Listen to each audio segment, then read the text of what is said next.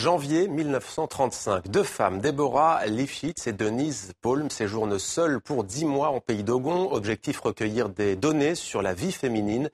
Ce sont les premières ethnologues françaises qui résident à Sanga, dans l'actuel Mali. Impression, réflexion, description également. Lettres de Sanga paraît aux éditions CNRS. Ça relate donc cette mission en plongeant dans la correspondance des deux femmes. Et c'est à vous que l'on doit cet ouvrage. Marianne Lemaire, merci d'être avec nous. Vous êtes ethnologue. Alors, qui sont au juste ces deux femmes au moment où elles séjournent dans le pays d'Ogon ?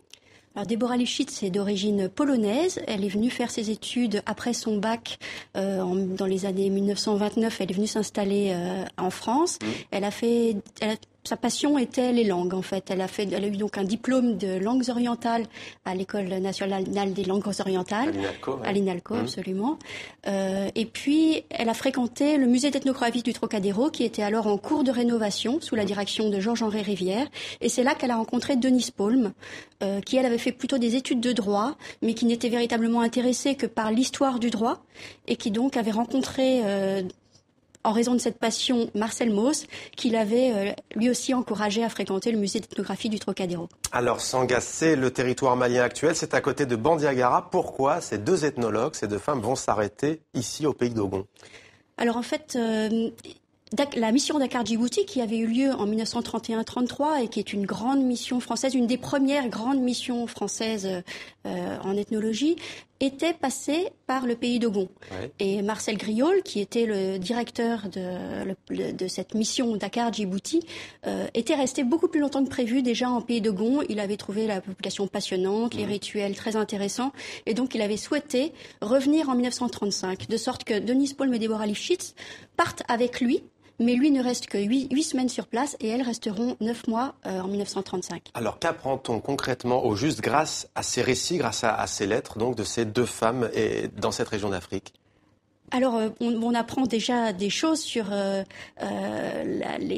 possibilité ou non d'être une ethnologue femme à cette époque. C'est quand même un choix très particulier qu'elles ont fait, et cela se ressent énormément dans leurs lettres, leurs doutes, leurs enthousiasmes, leurs découvertes. Donc de ce point de vue, c'est passionnant de voir comment se mène une enquête, comment les objets d'études se construisent. C'est aussi très intéressant de voir quelles relations elles ont pu avoir pendant cette mission et quelles relations elles avaient avec les personnes auxquelles elles écrivaient à Paris. Alors elles écrivaient à leurs familles, à leurs collègues. Il y a par exemple aussi des lettres à Michel Léris, un grand écrivain français, ethnologue également. J'aimerais lire un extrait. Ça c'est Denise Palm qui dit « Nous ne dormons pas bien non plus, quoique les nuits soient parfois fraîches. Sur le plateau, il y a du vent, il ne fait pas trop chaud. » C'est aujourd'hui des gros nuages blancs qui se sont formés, qui font des ombres sur le sol, et c'est presque un ciel de France, mais toujours la lumière d'Afrique éclatante et cruelle. Je me suis profondément attaché à ce paysage où j'ai vécu des émotions violentes, et j'aime Sanga aujourd'hui, ou plutôt je l'accepte comme intégré à moi-même.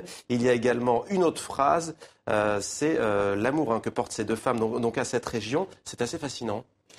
Tout à fait, oui. Là, en fait, le paragraphe que vous avez choisi de citer est tout à fait révélateur de ce qu'on appelle un peu à la fois l'épreuve du terrain chez les ethnologues et puis l'amour du terrain qui suit souvent, et qui a été le cas ça a été une sorte de coup de foudre. Enfin, c'est souvent l'effet que le pays d'Ogon fait sur ses visiteurs. J'ai retrouvé une autre phrase, c'est je ne peux pas dire que j'aime Sanga, c'est plutôt Sanga qui m'a prise. Elles épousent totalement ce lieu. Alors, ces deux ethnologues sont très critiques envers les autorités coloniales françaises. Que reproche-t-elle à ce moment précis à l'empire colonial français ? Alors, on ne peut pas dire qu'elles critiquent les principes même de la colonisation. Elles sont tout à fait de leur époque et elles acceptent ces principes, et même, je dirais, qu'elles en profitent. Elles sont très calmement installées. Elles ne risquent pas grand-chose. Donc, de ce point de vue, je dois dire qu'elles sont tout à fait dans leur élément. En revanche, peut-être que l'administration coloniale avait des attentes un peu particulières vis-à-vis des femmes. Notamment, on leur demande de faire une intervention à l'école, à l'attention des enfants, parce qu'elles sont des femmes, pour exhorter les petits Dogons à bien payer leurs impôts quand ils seront grands.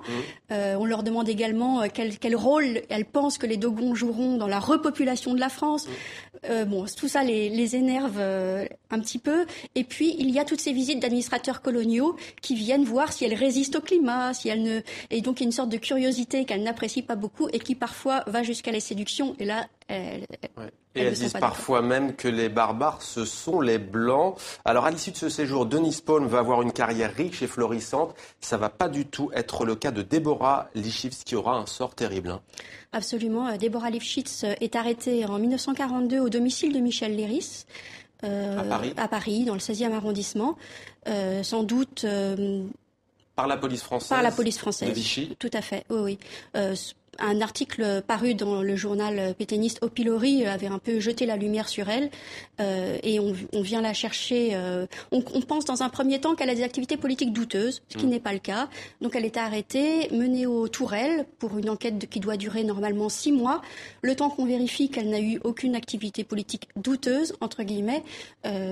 Malheureusement, elle est transférée à Drancy, où Denise Paulm ne pourra plus lui rendre visite et elle sera déportée et donc exterminée très vite. Lettre de Sangha, édité donc par vous, Marianne Lemaire, ethnologue, CNRS édition. Voilà, un récit passionnant à mettre entre les mains des étudiants, mais pas seulement. Merci à vous.